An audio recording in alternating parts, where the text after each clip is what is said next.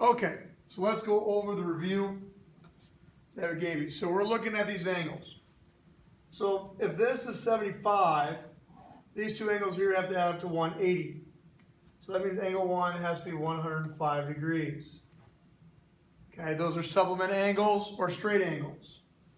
2 and 75 are vertical angles, so those are the same. 105 and 3 are the vertical angles, so those are the same. 105, so angle 3 and angle 7 are corresponding, so those have to be the same. 75 and 5 are corresponding angles, so those are the same. 3 and 4 are alternate interiors, so those are the same. Then these are vertical angles, 75 degrees. So you should have got your picture.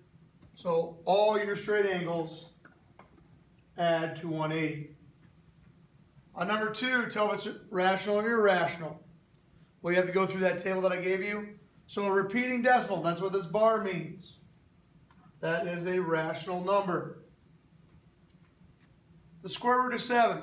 So if you put the square root of 7 in your calculator, it has this decimal that doesn't look like it's repeating or going to end, even though your calculator rounds it. This is an irrational number. C, 5.25. That's a terminating decimal. Rational. And pi, it never repeats, never ends. Irrational number. Okay. Looking at number 3. Remember, the first thing we had to do with the Pythagorean theorem is label our triangles. So the side across from the 90 degree, the long side of a right triangle, is our hypotenuse, or C. A, B, we label the legs. So we're finding C here, so I'm going to use A squared plus B squared equals C squared.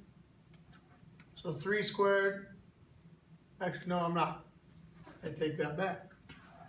We're trying to find B. So I am going to use B squared equals C squared minus A squared. So B is X, so X squared equals 5 squared minus 3 squared. X squared equals 25 minus 9. X squared equals 16. Remember, at the end we always got to take the square root. Take the square root of both sides. X is equal to 4 meters. So on B, again, we got to label our triangle first. Longest side away is C. We have A and B. So we're going to use A squared plus B squared is equal to C squared. So 8 squared plus 12 squared is equal to C squared. 64 plus 144 is equal to C squared. 208 is equal to C squared. Remember, at the end we got to take the square root. So we do that, we get approximately 14.4 meters is equal to C. Now number 4. System of equations. Okay, system of equations. So they're both solved for y. So their left sides are y. That means their right sides have to be equal. So we get 2x plus 1 equals negative 3x minus 4. I add 3x to both sides, keep my x positive. 5x plus 1 equals negative 4. Subtract 1, 5x is equal to negative 5. Divide by 5, x is equal to negative 1. Then we got to plug that back in here. To one of these, we find out that y is equal to negative 1. So these intersect at negative 1, negative 1.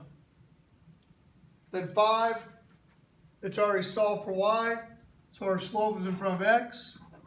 So our slope is 2/3. Slope is 2/3. Your y-intercept is at 0, -2. So there's no homework tonight.